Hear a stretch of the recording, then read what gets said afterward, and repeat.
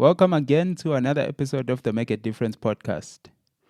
And in today's episode, I'm going to be talking about gender based violence, which I believe is a crisis that we are facing right now in South Africa. But I also think that it is something that we are facing in Africa at large. So I'll be talking about that crisis. I'll be talking about why it's so important for all of us to get involved. And then I'll share some of the practical things that I believe, a normal person like you and I can do in this crisis.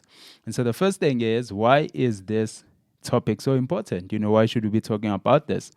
And so I believe that gender-based violence is one of the most prevalent and urgent issues of injustice that we are facing right now. So I believe it is urgent because of the fundamental belief that one life lost due to gender-based violence is already one life too many, and we have already lost way too many lives. This year alone, we have lost way too many lives, and I believe that the time to act is right now. Who is this episode for? I believe it is for all people, because I believe that gender-based violence is not just a women issue, but it is a humanity issue. It is something that affects each and every human being who's alive, whether you think it or not, whether directly or indirectly. But I believe that it is something that affects each and every one of us. It is a humanity issue, not just an issue that women are facing. But I'll also be talking specifically to men. As I am a man, I'm going to be talking to men. If you missed or if you haven't watched the last episode, do yourself a favor. Go and watch that episode. My wife was having a conversation with one of our friends. Her name is Busi. And that conversation for me was an eye-opener. The stuff that was shared there, I believe, was just an eye-opening experience for me. And there's a lot of things that I learned, and I believe that there's a lot of things that you will learn there as well. So head on over to our podcast, find that episode. It is also on YouTube. Find it on YouTube, watch it, and really just open your heart and allow your heart to be touched by what the ladies were sharing. So today I'll just be speaking specifically to men and just encouraging us in terms of what we can do.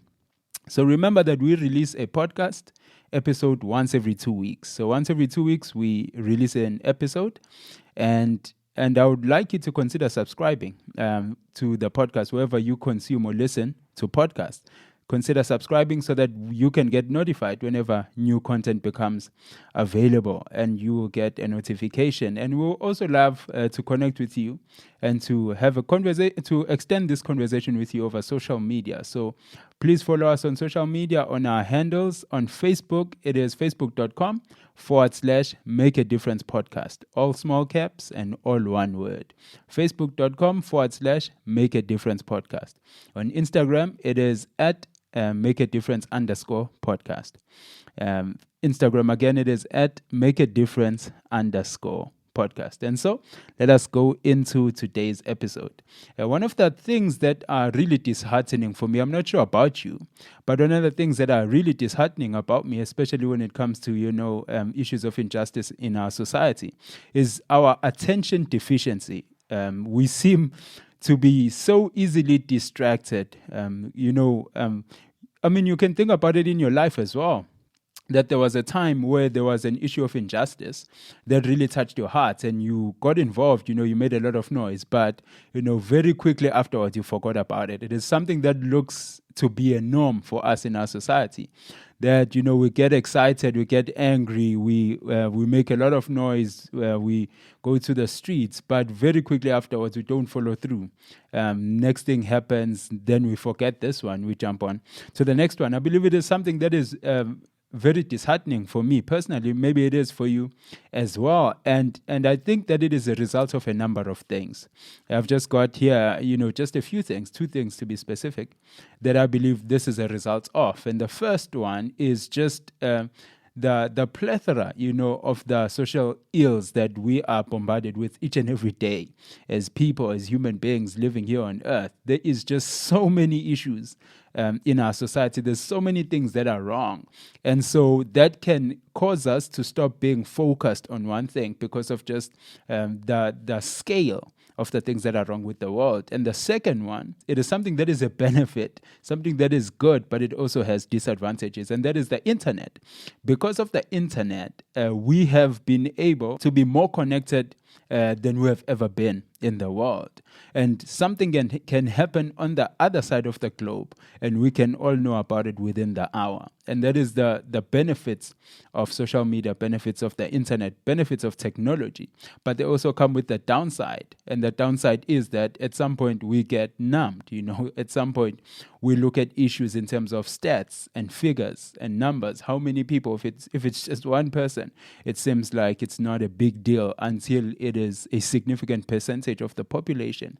And so that is another thing that causes us to have this attention deficiency in terms of social issues and social injustices that are happening in the world. And so I've got some statistics here when it comes to gender-based violence, or what is something that is also called femicide. I'm just going to share these statistics with you, and I hope that what they do is that they put things in perspective. And the first one is that according to the Crime Situation in South Africa report, which was published by the South African Police Services for the 12-month period between April 2017, and March 2018. So that is the annual report that they published at the end of that period, at the end of that 12-month period. So according to that report, one woman is killed in South Africa every 3 hours.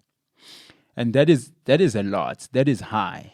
And so one thing to note about this figure is that it is not specific to gender-based violence, or what is also called intimate partner violence, IPV in short.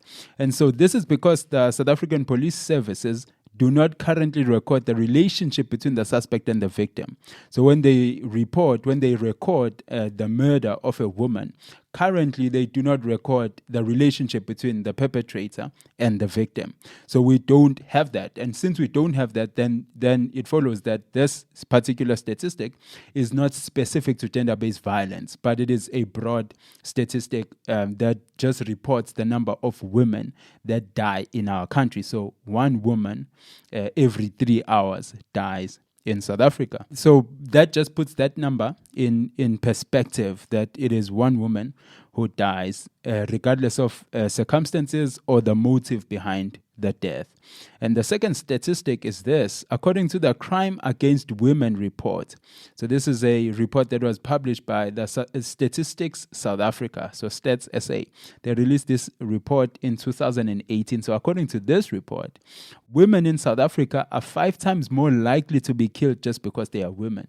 And this particular statistic became a little bit popular. And there was a lot of talk around it. That's the rate of women dying in South Africa is 5 times the global average, and that is shocking. That is a crisis. I believe that is just a definition of a crisis, that the rate of women dying in South Africa is 5 times higher than the global average. But it is important to understand, especially as you interpret the stats. I've made a mistake when I was interpreting the stats, and some minister in government also made a similar mistake. So this does not mean that women are 5 times more likely to be killed in South Africa than anywhere else in the world. So that's the mistake that I made, is to think that what this stat means is that women in South Africa, or women are 5 times more likely to be killed in South Africa than anywhere in the world. So that's not what this is saying. What this basically means is that the rate of women being killed in South Africa is 5 times higher than the global average. And so there are countries in the world that are less than that, and there are countries in the world that are way much more than that, and you'll see just now. And so, because if we interpret this stat that way, then that would make South Africa number 1 when it comes to the death of women, or the women death rate in the world. And South Africa is actually not number 1. So some countries have far less, as I've already mentioned. Some countries have far less, and some countries have far higher rates. So for an example, in 2016, the World Health Organization released a report. And so this is the report that this particular statistic is based on, that whole 5 times greater than the global average. It's actually based on the numbers that were released in this report. It was released by the World Health Organization in 2016. So if you also look at other countries, their women death rate in relation to South Africa, you will see that the rate of women that are being killed due to interpersonal violence. So this is also another technical term that basically means that these are women that are killed by another person. It could be another woman, it could be a man that they are not related to, it could be an issue of gender-based violence. But so this is just a generic category of women that die. So they call it interpersonal violence. So the rate of women killed due to interpersonal violence was 6 times the global average in Lesotho. So in South Africa, it is 5 times greater than the global average. But in Lesotho, it is 6 times greater than the global average. So this is also just putting things in perspective, that South Africa is not at the top. South Africa is not the number one, although we do have a crisis in our hands, but this is the perspective. So Lesotho, their women death rate is 6 times higher than the global average. And the country that is at the top of that list is Honduras. And in Honduras, their women death rate is 12 times the global average. And that is unimaginable. That is too much, that is horrible. And so as I mentioned, that this just puts things in perspective. So in fact, in that list, when they list the countries that have the highest women death rates, South Africa came out at number 4. The first country was Honduras, and then I think the second country was Jamaica, the third country is Lesotho, and then South Africa. So, and then here's a third stats, the last statistic that I prepared for you today, which is something else to consider. In terms of the total number of women who are killed due to interpersonal violence per year. So this is just the total number, the sum total number of women that are killed due to that, who die due to interpersonal violence per country per year. India is actually number 1. India is the country that leads the whole world in terms of that list. So in 2016, this is still the same World Health Organization stats. In 2016, 13,093 women were killed in India, or were victims of interpersonal violence, which equates to 36 women per day, or 1 woman killed every 40 minutes. That is, that is numbing. That is too high. That is horrible. 36 women die in India per day, or 36 women are killed in India per day, which comes down to 1 woman every 40 minutes. On that same list, South Africa ranked number 9, or came in at number 9, with an estimated 3,444 women who were killed in 2016, or in the period in which they were reviewing when they released this report in 2016. So in South Africa, this equates to 1 woman every 3 hours, and that's where that statistic comes from, 1 woman every 3 hours. And you compare that to India's 1 woman every 40 minutes. But this is where things get a little bit interesting. So when you want to find out the risk of interpersonal violence that women face in each country, then what you do is that you factor in the population size. So when you do that, then that's where the death rate comes in, which is the number of women that are killed for every 100,000 women. So that's how they do these comparisons when they want to compare countries, the risk that women face in each country. So then what they do is that they factor in the population size of the women in that particular country, and what comes out of that is what they call the death rate. So the women death rate, which is the number of women that are killed in that particular period for every 100,000 women. And so once you do that, so remember what I just said. So India, they have, in terms of their total stats, 1 woman gets killed every 40 minutes. In South Africa, 1 woman gets killed every 3 hours. That's the total number of women that die. But now when you factor in the population sizes, then it's very interesting, because after you do that, then South Africa comes out on top, which means that the risk of women in South Africa is higher than that of the women in India. Why? Because of the population size. India simply has a much bigger population size than South Africa's. In fact, when you rank the countries based on that risk, based on that women death rate, that's where South Africa came in at number 4. India actually does not even feature in the top 10. So that's just an interesting piece of information for you to just put things in perspective. And so I'll put all the links to the articles and reports that I read in the episode description, so that you can go and do your own research, read, and get all the information that you need. And there was this other day I read a social media post, which really was another eye-opener for me. And this individual was saying something along the lines of, we as women cannot always be the only ones who come out to the streets and protest against gender-based violence after every incident, while men sit and do nothing. And so for me, that was just another thing that opened my eyes. And I think that this lady was actually absolutely right. And so what that says to me is that it is simply not enough for us as men to say, not all men are trash, and just end there and not do anything. If we are not going to get personally involved in the fight against the actions of those men who are actually labeled as trash, if the only thing that we are saying is speaking and saying that, not all men are trash, and we are not doing anything practical to combat the actions of those men which are actually trash, that is actually not enough.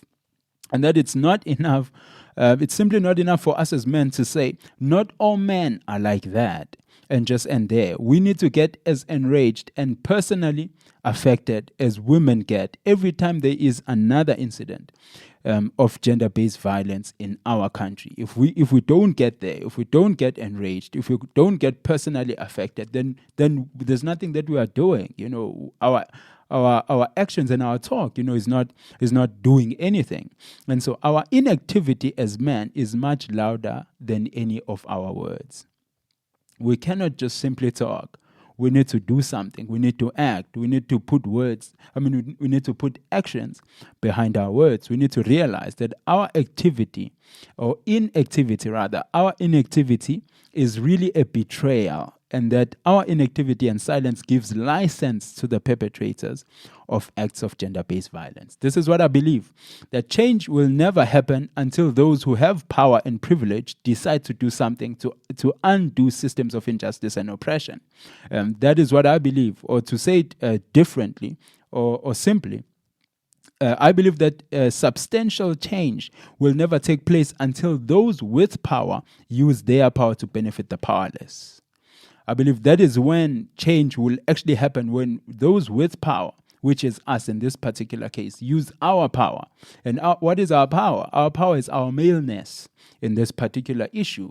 Being male, me being a male gives me power. Me being a male gives me privilege. Me being a male, puts me in a completely different category than the woman. And so change will only happen, substantial change will only happen when we, who are the ones that are on the side of power and privilege, decide to use our power and privilege for the benefits of those that don't have, which are the women in this case. And each of us as men, we need to come to a place where we realize that we actually do have male privilege, that we are privileged just because we are men, because women are dying just on the basis of their gender. Women are being killed just because they are women. And so we as men have privilege, have power in this particular situation, in this crisis that we find ourselves in. And we need to stop using our maleness as something which will benefit only us. We need to start using our maleness. We need to start using our power, and our privilege as something that should benefit women. And so, however that looks like to you, for you, it might be speaking out in terms of, confronting the people in your world. For someone else using your platform, I don't know what it looks like for you, but what I do know is that we need to stop using our maleness as something which only benefits us. We use our power, we use our strength to enrich and to benefit ourselves and our own lives. What we need to do is stop that. And we need to begin to use our power. We need to begin to use our privilege as something which will benefit the women. And so one of the questions that I've been asking myself is, where does it start? Where does gender-based violence start? You know, obviously before the person actually commits the action, before the person does what they do, I believe there's a process that comes before that. You know, I think there's a place where this thing is birthed, which gives birth to a person actually committing the crime or committing the acts against women. And so I read an article recently by a gentleman named William Bennett, and it appeared in the New York Times, and it is titled "Stronger Families, Stronger Societies." And this is what he said in that article. He said, "The family is the nucleus of civilization and the basic social unit of society." And I believe that he is absolutely right. I agree with him. And I also believe that the reason we are seeing so many social ills in society right now, compared to, say, the previous generations, is because of there has been a categorical collapse in the family unit. I believe that is the bedrock of the situation, the foundation of the situation, and of the reason that we find ourselves in the situations that we find ourselves in right now, where we have so many social ills, so many issues in the world. I believe it can be traced back to that collapsing of the family unit. And I believe that so many of the issues that we are currently dealing with simply would not exist and would certainly not be as prevalent and as systemic as they are right now if families were stronger and still practiced traditional family values. This is just what I believe. Perhaps you believe something different. And if you do, I would really love to get into conversation with you. I would really love to learn from you. I would really love for us to talk. So go to our social media platforms, go to Facebook. Find us there, the Make a Difference podcast. Go on Instagram as well at Make a Difference _podcast, and reach out to us and let us know what your thoughts are. Well, you know, what do you agree with and what do you disagree with? We cannot agree on everything as people. But yeah, we need to have conversations and dialogue. We need to engage instead of disengaging. And there's an African proverb which says, I trust that you know it as well, which says it takes a village to raise a child. You know, it's something that we all know, and something that we all, or many of us, actually benefited from at some point growing up. I definitely did benefit from this. I experienced this firsthand, and I saw the beauty of it, that it takes a village to raise a child. But this is another thing that I want us to realize, that if the village is weak and broken down, then this will not happen. Then it is impossible for that village to be able to raise that child. I believe it takes a healthy, a strong, and a united village to raise a child. And for that village to be healthy and strong enough to be able to raise healthy and strong children, it needs to comprise of healthy individuals who make up healthy families, which unite to form the healthy and the strong villages. This is what I believe, you know, that the family unit has broken down, and because of that, the result of that is that communities and villages have broken down to the place where the villages are not able to raise the children that they used to raise, you know. And so if we are ever going to go back to that, I believe we have to start at the individual level. You know, the individuals are the building blocks of families, and the families are the building blocks of societies and villages and communities, which are the building blocks of nations. And so if we are going to make significant improvement in this, we have to start at that grassroots level of the individual. And there was an article recently which appeared in the news as well, and which was talking about a 14-year-old teenage boy who was arrested in Pietermaritzburg because he's suspected of raping a 5-year-old and a 1-year-old. So the 5-year-old and the 1-year-old are siblings, and this 14-year-old boy, this 14-year-old child, is suspected of raping those two siblings. And for me, this made me sad more than angry.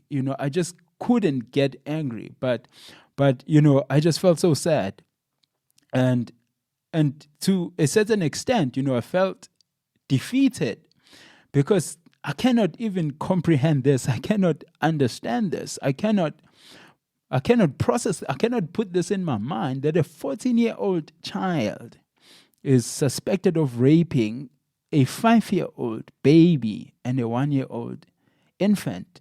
This is a crisis. And I don't know how you process this. I don't know how you look at this, but this is a problem, and we need to do something about it.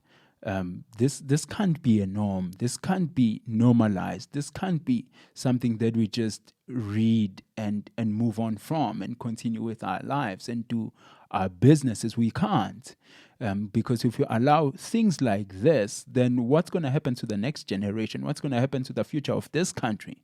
If children are growing up like this, if a child who's 14-year-old rapes a 5-year-old and a 1-year-old, and this is sickening. This is sad, and we need to do something about it. And I began to ask myself, what influences a 14-year-old boy to even contemplate, to even think, to even plan raping a 1-year-old and a 5-year-old? And how do we as a nation find ourselves here? What happened? How did we get here? And these are big and difficult questions, and I certainly don't have answers to those questions. But I believe that these are important questions that we need to ask and endeavor to answer, to try and to answer. And according to a white paper, which was released by an organization called Safer Spaces, they released this in 2016, and it is called a white paper on safety and security. They said this. They said, qualitative research has identified the following risk factors with respect to the perpetration of physical and sexual violence. And these are the risk factors. Number 1, the lack of nurturing parenting, including parental absence. Number 2, childhood abuse. And number 3, witnessing domestic violence. And then number 4, alcohol abuse. Think about this. Scientists have identified these 4 as risk factors with respect to the perpetration of physical and sexual violence. And they say, this is what we have seen. This is what the evidence points to. This is what the facts point to. That number 1, the first risk factor is the lack of nurturing parenting, which includes parental absence. And then number 2, childhood abuse. Number 3, witnessing domestic violence. And number 4, alcohol abuse. And I believe that most or all of these risk factors would be eliminated if the nuclear family unit was healthy and strong and made up of healthy and strong individuals. And I believe even if fixing the family unit would not solve all of our societal problems, but I believe it would be a very good place to start. That if we can start there, that would be a very good place to start, to strengthen the family unit, to make sure that we have strong, healthy individuals making up strong and healthy families, which unite to make up strong and healthy communities, villages, and societies. And many of us grew up in homes or communities where you were taught, whether it was implicitly or explicitly, but you were taught that men are better than women. You were not taught that men are just different to women, but you were taught that men are superior to women, that women are less than men, that women exist for the pleasure of man, that women exist to serve man. And as I said, it might have not been explicit. It could have been implicit. It could have been not said in words, but it could have been practiced. It could have been demonstrated in the way that you were brought up, in the way that you were communicated to, in the way that the woman was communicated to, in the way that, the things that you are allowed to do versus the things that the woman was not allowed or allowed to do. And I believe, many of us grew up in communities and in families like that, where you see that, even though it may not be said, but you see it, that this is the logical conclusion, that being born a man is better than being born a female. And as I mentioned, my wife, Kulu, and our friend Busi spoke about this in the previous episode of Breaking the Silence. And I would strongly encourage you to go and listen to that episode if you haven't listened to it already. They just unpack from the female perspective how they process, how they see, how they feel about these things that are happening in our society. And what can you and I do? This is the third thing that I said I would like to do, is just to share practical things that you and I, a normal person, can do in our lives to be part of the solution of this problem. And the first one, and I believe this is the most important one, this is what I have engaged with, or I have been engaged in to get to this particular episode. And the first one is educate yourself. Educate yourself. Make sure that you are on the know. You know what is happening. And as I mentioned, all the stuff that I read, all the articles, the reports, all the statistics that I read, I would put the links in the description of this particular episode, so that you can go and educate yourself. And so the process for me was just to spend hours and hours listening to podcasts, international podcasts, local podcasts, and I read articles, read reports online, following conversations on social media, following people that are leading this conversation on social media, and really just engaging, opening myself up, wanting to learn, asking questions, wanting to understand. And I believe this is the first, and this is the important thing that we all need to do, regardless of whether you have raped or not, regardless of whether you have been affected or not. Each and every one of us need to go and engage in educating ourselves.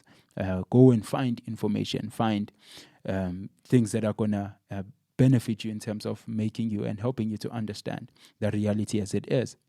And so I would challenge you, go and read books, go and watch talks on YouTube, go and listen to podcasts, have conversations with your friends and family, and do something to increase your awareness. And the second thing that we can all do is to call it out, wherever you see it, from whomever you see it, these tendencies of gender-based violence, even before they get to the place where a person actually commits the crime. There's conversations, these things come out in conversations when a person is just talking. And sometimes the tendency for us to do is just to turn the blind eye, to turn our ear away, to pretend as if we did not hear, or to laugh it off. That is not okay. That is not right. That does not solve the problem. That is not helpful. What we need to do is call out our friends, call out our family members, and really to develop that courage and boldness to say, that is not right. That is not good. That is not on. That is part of the problem.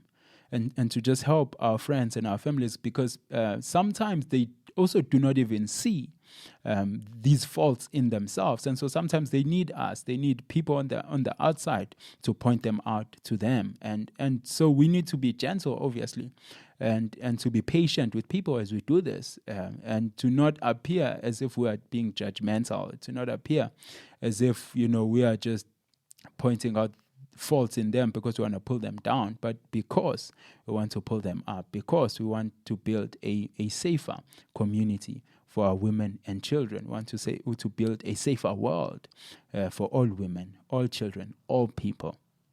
And so call it out. And the third one is to sign petitions. There's lots of petitions online that are very important, that are seeking solutions, that are seeking reform in terms of how things are done in society. Sign those petitions. Make your voice heard. Be part of the solution by signing petitions. And then the fourth one is to take action, to not just end, with just saying words, but to also take action whenever There are marches, when people that are marching need support, go and march. Obviously, check things out to make sure of what you are supporting, but do something, be active. You cannot just end by talking, by being vocal about it. You also need to take action, to do something. And it's not enough to say, I'm not part of the problem, so I'm okay. We need to realize that none of us is okay until all of us are okay.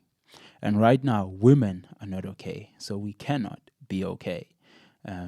It's not business as usual. It cannot be business as usual. Women are being killed. They're not just dying. They are being killed just because they are women, and this is not on. This is not okay. We need to take action. We need to be part of the solution. And so simply not being part of the problem is not enough. We all need to be part of the solution. If we're going to see gender-based violence eradicated in our society, we are going to have to move from being neutral. Because sometimes what we believe is that, since I'm not the one perpetrating it, I'm just neutral, it's all right, it's okay. No, it's not. You cannot be neutral. You have to be on the solution side. You cannot be on the fence. You have to be on the side of solution. And as we all get involved, as we all partner together, I believe we'll be able to see gender-based violence eradicated in our society. Remember, one death that could have been prevented is one death too many. And we don't have to wait until it's lots of people, until we declare it a tragedy. One death that could have been prevented is a tragedy. And so we are in a crisis. Things need to change. And in conclusion, I would also just like to share the gender-based violence hotline. If you know of someone who is a victim of gender-based violence, this is the hotline that you need to call. It is 0800 428 428. 0800 428 428. It's very simple to remember and to memorize. And this could be something that will be a lifeline to a person's life, to a person's situation. So definitely use the hotline. If you hear something in the neighbors, if you know of someone who is a victim, or if you are a victim yourself, please call the hotline 0800 428 428. And so just to conclude, the first thing is that gender-based violence is a crisis, and gender-based violence is a humanity problem. It's a humanity issue. It's not just a women's issue. It is an issue that faces all of us as human beings. It touches all of us. It affects all of us. That's why we all need to get involved. It is a crisis. It is urgent, and we need to act right now. We cannot delay. We cannot wait for another case. We cannot wait for another victim. We cannot wait for another person. We all need to act right now. I shared a couple of stats which you can find links to on the description of this episode. Definitely go and read, go and learn. And so where does it start? I believe that it starts in the family unit. I believe it starts in those little teachings that we teach young boys and young girls. When we make a decision, whether consciously or subconsciously, but when we make a decision to treat women and to treat boys and girls differently, I believe the cracks begin to appear there. I believe that the issue begins there, when we begin to treat and to raise boys and girls differently, when there are things that boys are allowed to do but girls are not allowed to do just because of their genders. When there's chores that boys are not allowed to do just because of their gender, and girls are allowed to do just because of their gender. When we develop different rules for boys than we do for girls, I believe the seeds are planted there, where a boy grows up thinking that he is superior, he is better. He's not just different, but he is better. He is superior to the girl and superior to the woman. I believe that is where we need to deal with this particular situation. And so the things that you and I can do, we can educate ourselves. And that is the first and the most important. Second one, call it out. Call it out. One of the things which feeds gender-based violence is the culture of silence. And that is what we're going to need to undo and to turn around. And so the third one is signing petitions. Make your voice heard. Sign petitions. Go online. and sign your petitions and make your voice heard. And the fourth one is to take action. Don't just be vocal about it, but take action. Do what is appropriate for you. Take your relevant action. And the hotline is, the gender-based violence hotline is 0800 428 428. And that is the end of our time today together. And I hope that this was informative. I hope that this opened your eyes. I hope that, this sparked something in you. This sparked a desire in you to want to be part of the solution. Perhaps you were just neutral. You were just in the middle, not really knowing what you can do. You are not a perpetrator, but you are also, there's nothing that you are doing. And that's the space where you found yourself in. I hope that this episode has been successful in just moving you from being neutral to being part of the solution, or to just making the resolve and saying, I want to be part of the solution. And so those are just some of the things, practical things that can get you started. And so hit me up on the social media platforms. Let us know, what would you like us to talk about? What topic, what issue would you like us to talk about? We want to help you to make a difference in the world. We want to help you to take the next step to your journey to making a difference in your space where you are, using what you have, because this is what we believe, that faith is best when it is lived out. Faith is not supposed to be just something that is in the head. Faith is not just supposed to be a set of belief systems. Faith is supposed to be lived out, and faith is always best when it is lived out. Enjoy your day and continue making a difference in the world. Peace. See you on the next one.